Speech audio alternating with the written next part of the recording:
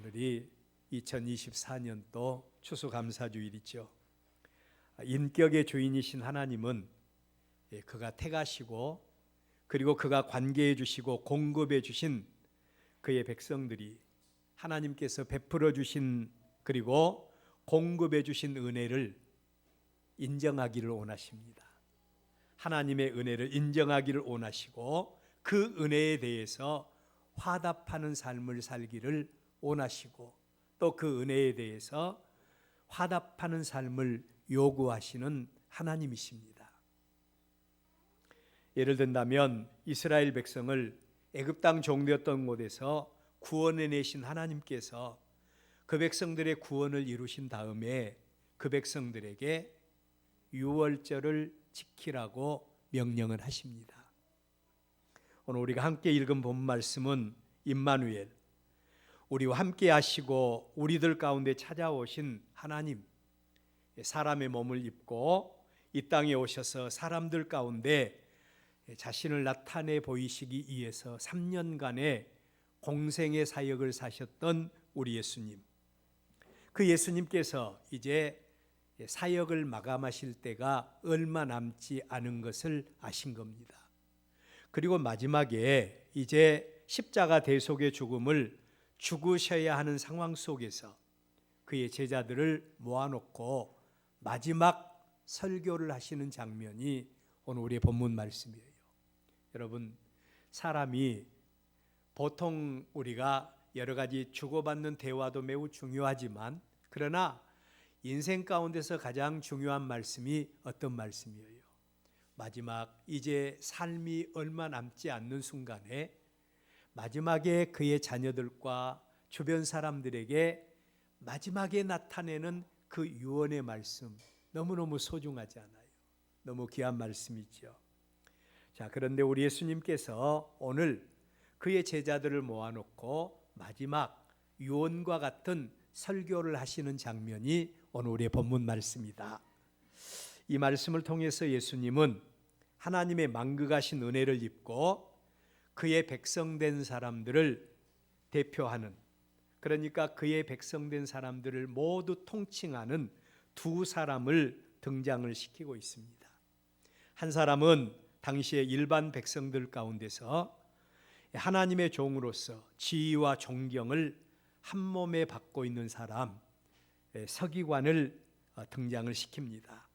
그리고 또 한 사람은 당시 사람들에게 가난과 멸시 천대 가운데 살고 있었던 한 사람, 가난한 과부입니다.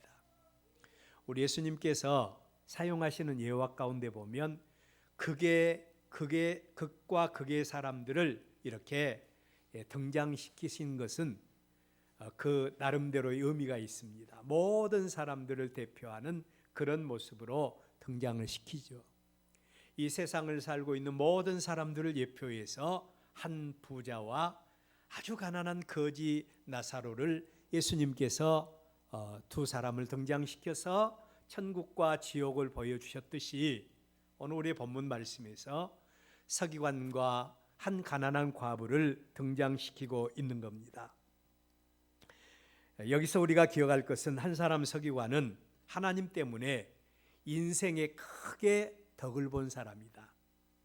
서기관은 하나님 때문에 인생에 크게 덕을 본 사람이에요.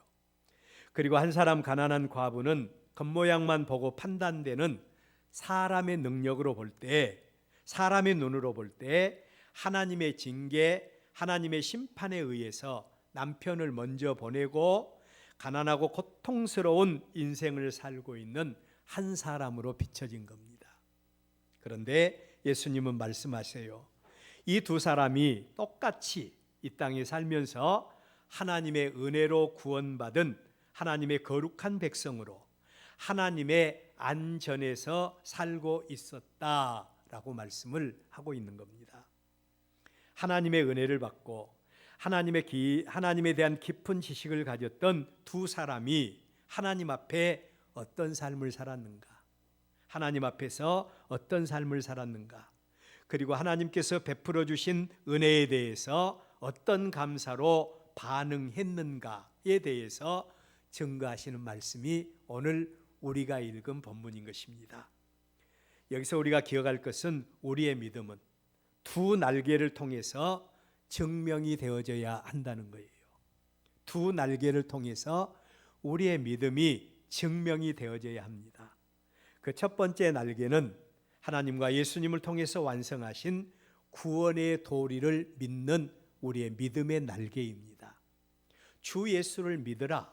그리하면 너와 내 집이 구원을 받을 것이다. 우리가 하나님의 거룩한 백성이 된 것은 예수 믿고 구원받은 이런 성도들에게 주어지는 특권인 겁니다. 그렇다면 두 번째 날개는 바로 그 은혜를 주신 하나님께 사례하고 그분의 뜻이 무엇인가를 알고 그분의 뜻, 그러니까 하나님 아버지의 뜻을 이루어 드리는 삶의 날개, 바로 이 날개가 우리 그리스도인들이 가져야 되는 두 날개라고 말씀을 드릴 수 있습니다. 성경에 보면 복음의 대사도인 사도 바울이 쓴 서신들을 가리켜서 우리는 바울 서신이라고 하는데, 이 바울 서신도 읽어보면 크게 두 부분으로 나누어져 있는 모습을 볼 수 있어요. 첫 번째 부분은 하나님이 그 백성들에게 베풀어 주신 구원과 하나님의 은혜에 대한 교리가 전반부에 기록이 되어져 있습니다. 하나님의 은혜가 어떤 것이고 또 하나님께서 우리에게 베풀어 주신 은혜의 모습이 어떤 모습으로 나타나는가, 이 사실을 우리에게 보여주시죠. 그 다음으로 두 번째로는 하나님의 은혜와 하나님의 구원받은 백성들이 이 땅을 살아갈 때, 이 땅에서 하나님의 거룩한 백성으로 살아갈 때 어떻게 살아가야 되는가, 하나님의 백성으로서 실천 부분에 대해서 언급한 말씀이 바울 서신의 후반부에 기록이 되어져 있는 것입니다. 자, 오늘 우리는 추수감사주일 예배로 하나님께 예배하고 있어요. 그런데 이 추수감사주일에 대해서도 성경을 연구하는 학자들, 그리고 절기의 배경에 대해서 해박한 지식을 가졌다고 하는 하나님의 종이라고 하는 사람들, 이런 사람들 가운데서도 이 절기는, 그러니까 추수감사절은 농경시대에, 그것도 구약의 이스라엘 백성들에게 주시는 하나님의 명령이고 하나님의 절기다. 신약을 살고 있는 우리, 특별히 그것도 농경시대와는 전혀 상관이 없는 산업화 시대를 살고 있는 우리들이 이 절기를 꼭 지켜야 할 것인가 말 것인가, 이런 뜨거운 논쟁들을 불러일으키는 사람들이 있습니다. 절기뿐만 아니라 11조 문제에 대해서도 마찬가지죠. 여러분들이 유튜브라든지 이런 것에 보면 11조 문제에 대해서도 11조는 구약의 이스라엘 백성들에게 주신 하나님의 명령이다. 그러니까 우리가 11조를 꼭 해야 되냐? 우리에게 주어진 모든 것이 다 하나님의 것인데 하나님의 것을 누리고 살고, 그리고 또한 모든 것 다 하나님 앞에 11조를 드리는 정신으로 살면 되지 않느냐? 이렇게 말하는 사람들이 있습니다. 여러분의 생각은 어떻습니까? 오늘 저는 이런 말씀들을 여러분에게 문제로 제시하면서 하나님이 보시고 하나님이 받으시는 믿음, 하나님이 보시고 하나님이 받으시는 믿음과 그리고 하나님이 보시고 하나님이 받으시는 감사가 어떤 것인가, 오늘 추수감사주일에 하나님의 말씀을 드리려고 합니다. 첫째로 우리의 믿음과 감사는, 우리 한번 따라서 해볼까요? 자기 중심이 아닌 하나님 중심이어야 한다. 예, 그렇습니다. 우리의 믿음과 우리가 드리는 감사는 나 중심이 되어서는 안 돼요. 항상 하나님이 중심이 되어져야 됩니다. 여러분, 우리의 신앙생활도요, 나 중심의 신앙생활이 있는데 깊이 한번 묵상해 보십시오. 나 중심의 신앙생활은 우상숭배입니다. 왜냐하면 우리가 믿는 대상, 신의 대상, 우리는 하나님을 믿고 있죠. 근데 하나님이 나만을 위해서 존재한다, 그렇게 생각하면 그것은 바로 우리는 하나님 우상을 섬기는 겁니다. 우리의 신적인 대상만 다를 뿐이지 신이 나를 위해서 존재한다고 생각하면 이것은 다 우상 종교라고 할 수 있어요. 우리의 믿음은 나 중심이 되어서는 안 돼요. 반면에 우리의 믿음은 하나님 중심이 되어져야 되는데 이 믿음을 가리켜서 신본주의라고 그럽니다. 하나님 중심주의 믿음을 가져야 된다. 오늘 우리의 본문에서 우리는 예수님께서 등장시키신 두 사람의 믿음을 표현하는 그 내용을 볼 수가 있어요. 먼저 서기관의 믿음을 볼 수 있는데 당시의 서기관은 율법학자입니다. 율법학자, 그리고 율법의 전문가로서 존중받고 그로 인해서 율법으로 인해서 제사장과 장로들에게 버금가는 그런 지위를 가지고 있는 사람들이 서기관들입니다. 서기관들이에요. 한마디로 하나님의 말씀, 즉 계명과 율례와 법도에 대해서 전문가적인 지식을 가졌던 사람이 바로 서기관들입니다. 그런데 그 서기관들의 믿음과 그 중심을 보신 우리 예수님께서는 그 서기관의 믿음에 대해서 어떻게 평가를 내리셨는가? 여러분, 우리의 믿음은 아까 말씀드린 대로 하나님 앞에서 살아야 할 믿음입니다. 하나님 살아계신 믿으시죠? 하나님의 임마누엘 믿으시죠? 우리와 함께 하시는 하나님이신데 그 하나님이 우리의 예배를 받으셔요. 우리의 믿음을 받으십니다. 그 하나님께서 우리의 믿음에 대해서 어떤 평가를 내리시는가, 이게 매우 중요해요. 예수님께서 보신 서기관들의 믿음은 한마디로 하나님과는 전혀 상관이 없는 믿음이라고 말씀하세요. 하나님과는 전혀 상관이 없는 믿음이라고 말씀하십니다. 그 근거로 예수님은 그가 사람들에게 하나님의 법을 가르칠 때 겉으로는 분명히 하나님의 말씀을 가르치고 있어요. 겉으로는 분명히 하나님의 법을 가르치고 있는데, 그런데 우리 예수님은 그 외모도 보시지만 중심을 보시지 않아요. 그 중심을 보신 예수님께서 바라볼 때 그는 서기관은 사람들에게 자기를 나타내 보이기 위해서, 자기를 돋보이게 하기 위해서 하나님의 말씀을 입었다는 겁니다. 자기를 돋보이기 위해서 그는 긴 옷을 입고 다녔다라고 말합니다. 이는 사람들에게 자기가 누구인가를 나타나 보이려고 하는 이런 의도성이 있다는 거예요. 이를 통해서 서기관은 사람들에게 존중과 존경을 받기 위한 그런 행동으로 우리 예수님께서는 서기관의 모습을 보신 겁니다. 뿐만 아니라 서기관은 하나님의 이름으로 자신의 지위를 이용해서 회당의 높은 자리와 잔치집의 윗자리를 원하던 사람들이 서기관들이다. 여러분, 하나님의 은혜를 깊이 받은 사람들, 하나님의 은혜와 하나님의 축복을 깊이 받은 사람들은 하나님과 가까워지면 가까워질수록 겸손의 사람이 됩니다. 그런데 이 서기관은 그렇지 않았어요. 하나님의 이름을 이용해서 해당의 높은 자리와 잔치의 윗자리를 원했습니다. 과부의 가산을 삼키며 외식으로 길게 기도하는 이중적인 삶을 살고 있었다라고 말합니다.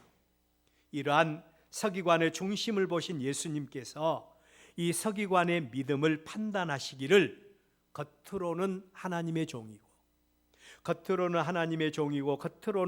하나님의 말씀에 대한 전문가와 같이 보이지만 실상은 하나님을 이용한 자기중심적인 자기만의 믿음, 자기만을 위한 믿음을 가진 자라고 진단을 하게 된 겁니다. 여러분, 이러한 서기관의 믿음을 살아계신 하나님은 어떻게 보실까요? 요한계시록 2장 9절 말씀을 보면 여기에 대한 하나님의 정확한 안목이 우리에게 나타내 보여주고 있어요. 내가 네 환난과 궁핍을 알거니와 실상은 네가 부요한 자니라. 빌라델비아 교회 성도들을 향해서 우리 예수님께서 주신 말씀이에요. 그런데 뭐라고 말씀을 하는 거 아니? 그들을 핍박하는 자들이 있는데 유대인들입니다. 자칭 유대인이라 하는 자들의 비방도 알거니와 실상은 유대인이 아니다. 그들은 분명히 유대인이고 유대인이라고 주장하고 있지만, 그리고 또한 자기의 어떤 신앙적인 율법적인 어떤 그런 신앙을 가지고 또 빌라델비아 교회 성도들 앞에서 자기를 드러내 보이고 있지만, 하나님께서 보실 때는 유대인이라고 하지만은 유대인이 아니라 뭐라고 말씀하시는 거 아니? 사탄의 회당이다. 사탄의 회당이다 라고 평가를 하고 있는 겁니다. 자기 중심적인 믿음, 하나님의 백성이라고 그들은 주장하고, 그들이 하나님 앞에서 잘났고 하나님의 이름을 가지고 자기를 드러내 보이고 있지만, 그러나 그들은 내 백성이 아니야 라고 말씀하는 것이 바로 하나님의 평가라는 것이에요. 하나님의 평가입니다. 자, 반대로 우리가 볼 때 하나님의 은혜, 하나님의 축복과는 전혀 상관이 없어 보이는 사람, 바로 가난한 과부입니다. 이 가난한 과부의 믿음은 어떤 믿음이었는가? 이 과부가 만약에 하나님의 주권과 주권적인 믿음과 또 은혜와 하나님이 복의 공급자라는 사실을 알고 있었다고 한다면, 충분히 이 과부는 하나님을 향한 원망과 하나님을 향한 불평을 쏟아낼 수밖에 없는 그 모습이었어요. 그렇지 않습니까? 가난한 과부입니다. 지금도 그렇지만 당시의 과부는 가난의 상징이에요. 가난의 상징. 같은 세상을 살면서 어떤 사람은 하나님 때문에 지위도 얻고, 어떤 사람은 하나님 때문에 존경도 받고 부도 누리고 사람답게 살고 있고, 하나님의 은혜와 하나님의 축복을 누구보다 더 많이 누리고 살고 있는데, 이 가난한 과부, 나는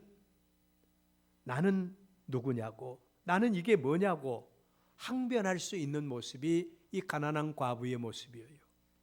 우리들 가운데도 이런 상대적인 이런 생각들을 가지고서 원망과 불평을 할 수 있는 이런 성도가 많이 있을 수도 있습니다. 가난은 둘째 치고라도 어디 가든지 존중을 받지 못할 뿐만 아니라 가까운 사람들에게서도 하나님 앞에 숨겨진 죄가 있으니까 남편 잡아먹은 여인이라고, 남편을 먼저 보낸 사람이라고 정죄받고 살면서 가난 때문에 먹고 사는 문제마저도 자유롭지 못한 세상을 살아가야 했던 가난한 과부, 그가 만약 하나님의 조건과 하나님의 공급하심과 언약에 대한 지식에 대해서 잘 알고 있었다면, 당연히 하나님과 사람 앞에서 원망과 불평과 탄식과 불신의 삶을 살아갈 수밖에 없었을 거예요. 조건적인 신앙이라면 우리도 다 마찬가지 반응을 보일 수 있습니다. 그런데 그런 과부의 모습은 어떠했는가? 우리 다 같이 한번 읽어볼까요? 42절입니다. 띄울 수 있으면 한번 띄워보시고요. 다 같이 읽습니다. 시작. 한 가난한 과부는 와서 두 렙돈 곧 한 고드란트를 넣는지라. 아멘. 자, 여러분, 이 과부는 가난한 과부라고 했습니다. 누가 이 가난한 과부에게 헌금 바구니에 헌금을 넣지 않는다고 해도 어느 누구도 비난하거나 정죄할 사람은 아무도 없습니다. 가난한 과부예요. 그런데도 이 과부는 가난한 중에서도 하나님 앞에 나올 때 빈손 들고 나오지 않았다는 겁니다. 빈손 들고 나오지 않았어요.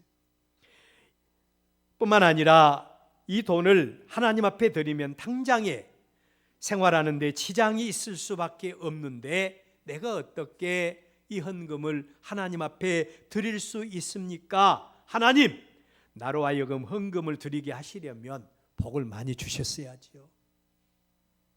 이렇게 말할 수 있는 과부였어요. 나는 드리고 싶은데 드릴 형편이 못 된다고 얼마든지 항변할 수 있는 그런 상황입니다. 그런데도 이 과부는 하나님 앞에 자신의 생활비 전체, 이 말은 이 헌금을 하나님께 드리면 우선 당장 끼니를 어떻게 해결할 수 없는 그런 상황이라고 말을 해요. 이 생활비 전체라고 할 수 있는 돈을 하나님 앞에 아낌없이 헌금으로 드리는 이 과부의 모습을 보게 됩니다. 여러분, 이유가 뭐라고 생각합니까? 어떻게 해서 이 과부가 하나님 앞에 이런 헌금을 드릴 수가 있었을까요? 적어도 우리는 이 과부의 믿음을 우리는 볼 수가 있습니다. 생사화복과 흥망성쇠가 하나님의 손에 달려 있음을 믿고 나 같은 죄인도 하나님께서 지금까지 임마누엘로 역사해 주셨다고 하는 그 은혜에 감사하면서 하나님 앞에 드리지 않고는 견딜 수가 없었을 줄로 믿습니다. 이게 바로 과부의 믿음인 것입니다.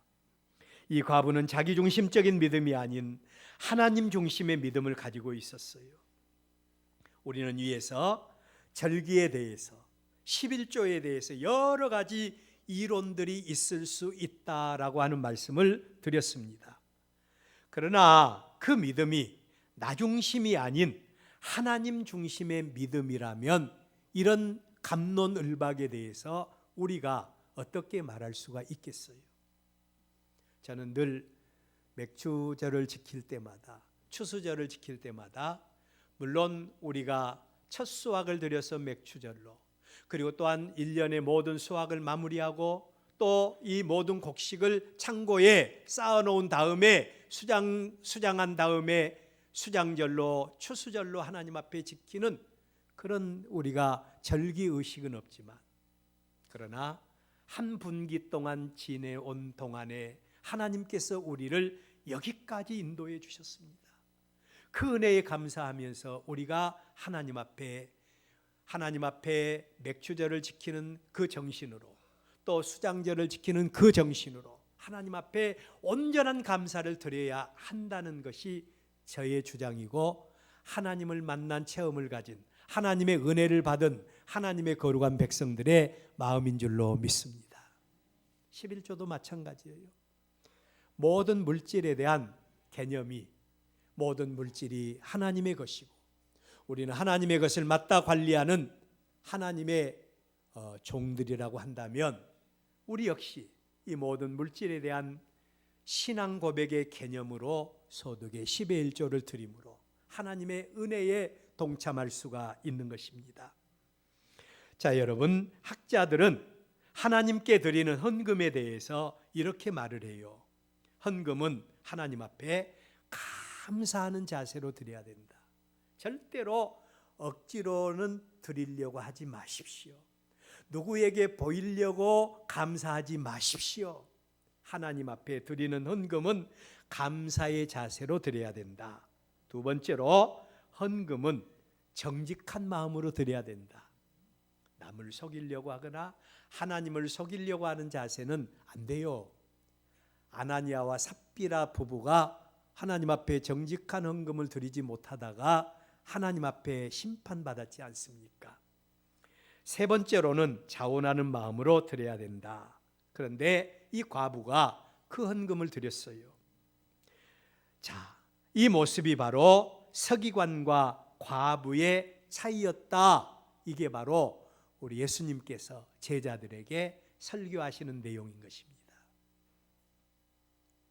두 번째로, 우리의 믿음과 감사는 하나님 앞에 드러나야 되고 그 열매를 통해서 평가를 받게 된다는 겁니다. 우리의 믿음과 감사는 하나님께 드러나고 그 열매를 통해서 평가를 받게 됩니다. 우리의 믿음은 일방적인 것이 아니에요. 우리가 하나님 앞에 드리고 나서 그것으로 끝나버리는 것이 아니라, 하나님, 우리의 예배를 받으시고 우리의 믿음을 받으시고 우리의 감사를 받으시는 하나님께서 우리를 통해서 영광 받으심으로, 하나님께서 반응하심으로 우리의 믿음은 인격적인 교류가 이루어져야 되는 겁니다.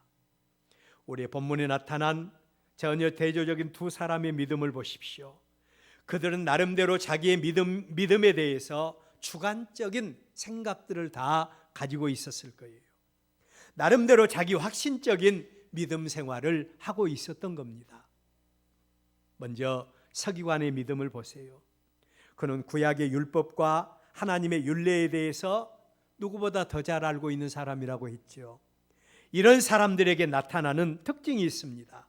겉으로 나타나는 그들의 믿음 생활은 율법과 율례에 대해서 누구 못지않게 바른 신앙의 개념을 갖고 살아갈 수가 있다는 겁니다.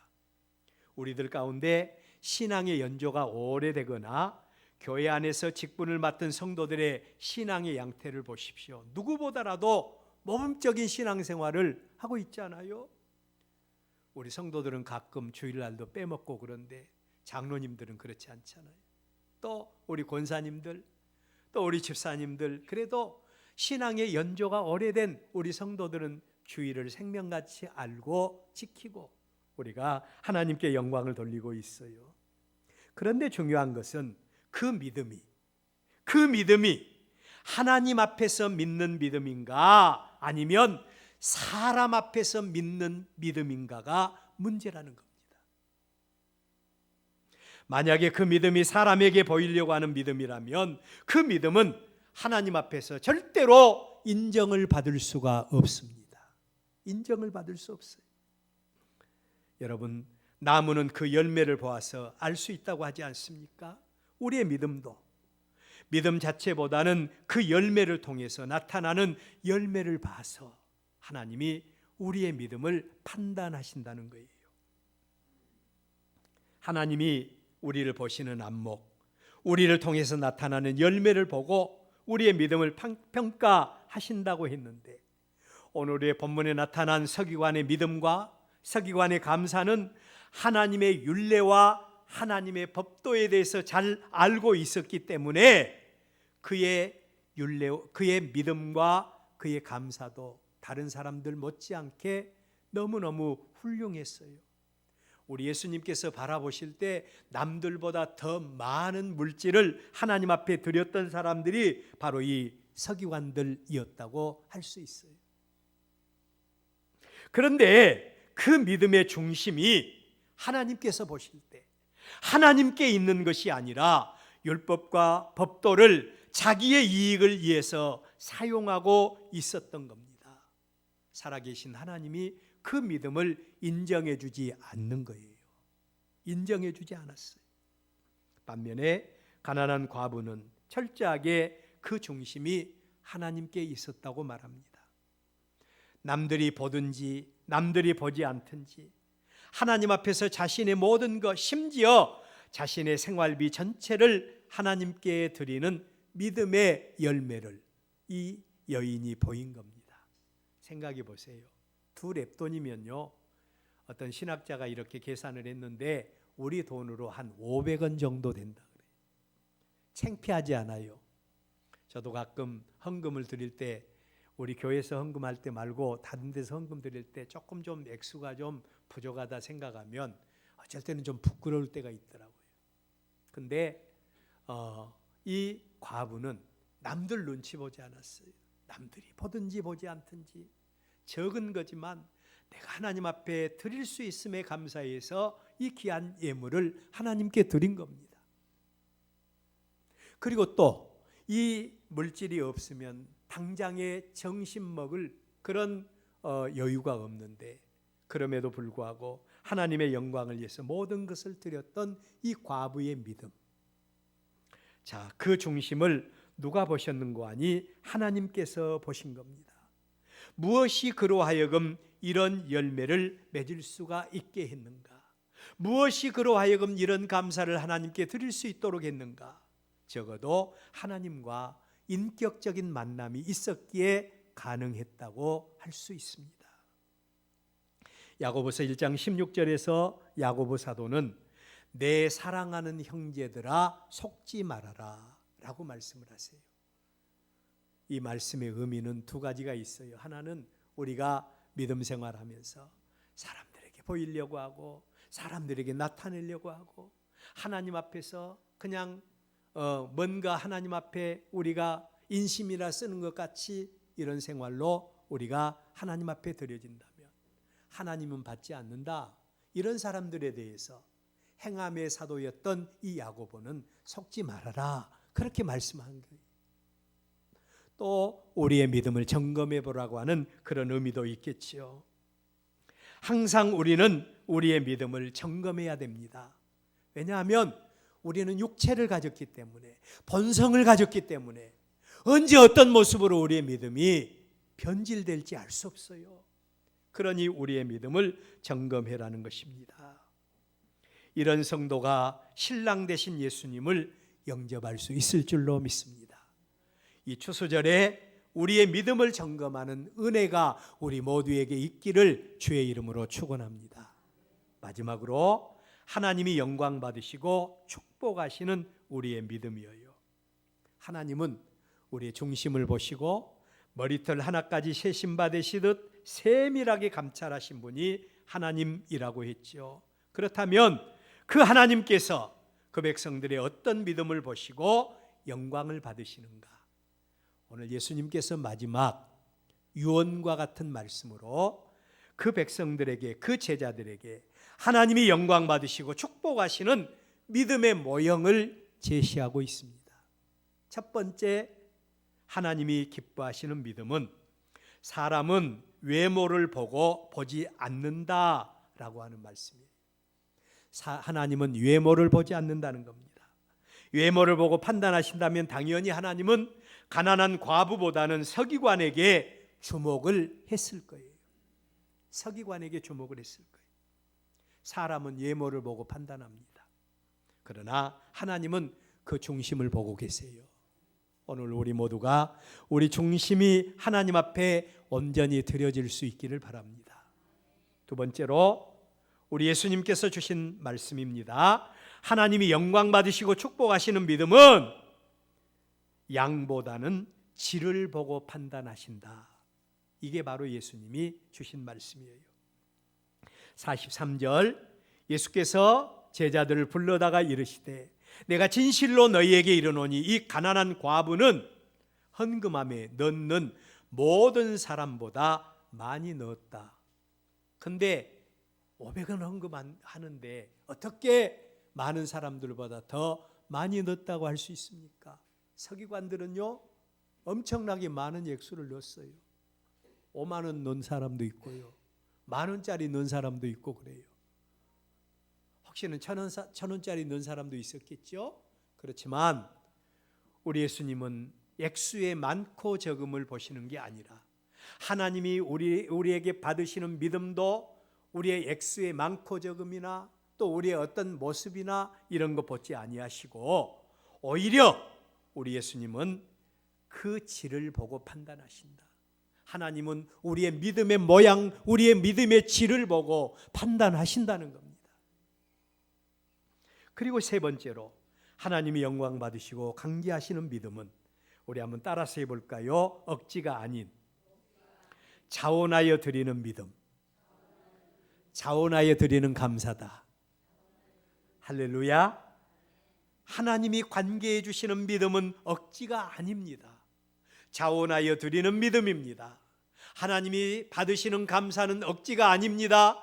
자원하여 드리는 감사인 것입니다. 그 믿음을 우리의 본문에 가난한 과부가 가졌다고 말합니다.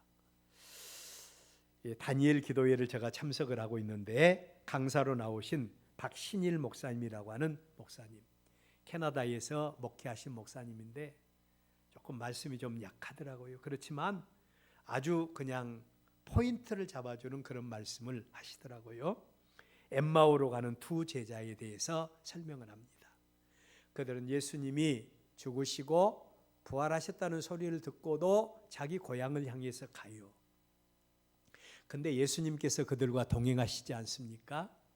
예수님이 그들과 동행해 주셨음에도 불구하고 그들은 예수님이 그들과 함께 하시는 걸 모르고 있었다.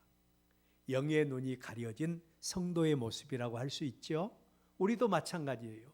우리도 예수님이 우리와 동행하고 계시지만 우리도 사실은 예수님의 임재 의식 없이 우리 홀로 살아가지 않지 않습니까? 자, 이런 사이에도 예수님은 우리와 동행하고 계셨다는 사실을 알 수 있는데, 그때에 이 제자들의 모습은 슬픈 표정이었다. 예수님이 우리와 함께 하심에도 불구하고 예수님을 인지하지 못하고 살아가는 사람들의 모습은 슬픈 표정이었다는 겁니다. 그런데 그들이 예수님을 만났어요. 그 후에 그들의 표정은 기쁨과 감격의 표정으로 변화되게 되었다고 말합니다. 하나님을 만난 체험을 갖지 못한 성도, 범사의 모든 일을 우리는 기쁨으로 하지를 못합니다. 의무감으로 할 수밖에 없는 것입니다.